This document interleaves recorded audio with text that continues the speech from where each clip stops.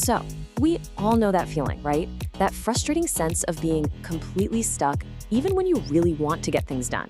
Well, today, we're diving into an idea called the laziness lie. And trust me, it's probably gonna flip the script on everything you think you know about why you feel that way. Okay, let's just start with the most important thing I'm gonna say today. I want you to really hear this. You are not lazy. And here's the paradox. The very reason you feel so trapped is because you're not lazy. Think about it. If you were truly lazy, you wouldn't care. You wouldn't feel this tension. The problem is actually something way deeper, and that's why the usual advice just doesn't work. So first up, we need to dismantle this core belief that so many of us carry around. Let's talk about the laziness lie. Does this inner monologue sound familiar? You start the day with all these great plans, but by nighttime, you're looking back and just beating yourself up. Ugh, I'm just not disciplined. I'm just lazy. What is wrong with me? It's this vicious cycle of self-blame that tells you it's all your fault. But what if that whole story is just wrong? Here's where the lie starts to fall apart. If you're so lazy, if you have zero energy or focus, then how can you spend 3 hours falling down a rabbit hole on social media? How can you binge watch an entire season of a show in one sitting? And that right there is the proof. You have the energy, you have the time, you absolutely have the ability to focus. The issue isn't that you're running on empty, it's that your focus, your precious energy is being hijacked and pointed at things that don't serve you. Okay, so if laziness isn't the bad guy here, then what is? This is where things get really interesting. Let's pinpoint the real enemy that's keeping you stuck. The real culprit is an addiction to what we can call easy dopamine. These are those constant, tiny, effortless hits of reward you get from your phone and your apps. Every time you get one, you're training your brain. You're teaching it to crave instant gratification and to see anything that requires actual effort as boring and painful.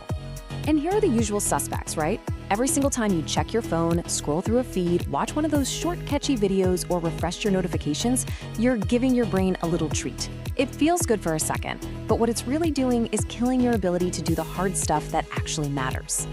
I mean, look at this. It really breaks down into two different lives. On one side, you've got the person who wakes up, grabs their phone, and immediately floods their brain with stimulation. For them, everything important feels like a chore. But on the other side, you've got the person who protects their focus. They learn to be okay with a little bit of discomfort, and over time, they become absolutely unstoppable. And here's the thing, this isn't just a personal weakness. You have to understand that your environment is designed to keep you hooked. Every app, every website, they're all in a war for your eyeballs. Your attention has become the product, and you're fighting against teams of engineers whose entire job is to keep you scrolling. So let me just ask you this, straight up. Are you actually failing, or have you just, over years and thousands of tiny little actions, accidentally trained your brain to run away from the very discomfort that's required for success? Okay, so we've laid out the problem. It's big, it's systemic, and it's not really your fault. But now for the good part. How do we fight back?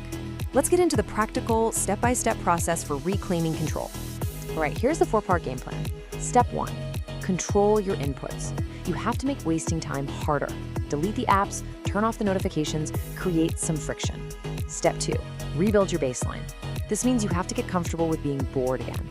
Let your brain heal from the overstimulation. Step 3, start stupidly small. Just do one tiny thing. Keep one small promise to yourself, build momentum. And finally, step 4, this is the big one. Make discomfort your advantage. You have to train yourself like an athlete to do the things you don't feel like doing. Because that's the secret, isn't it? Successful people aren't some different species. They don't wake up feeling motivated every single day. They've just put in the reps.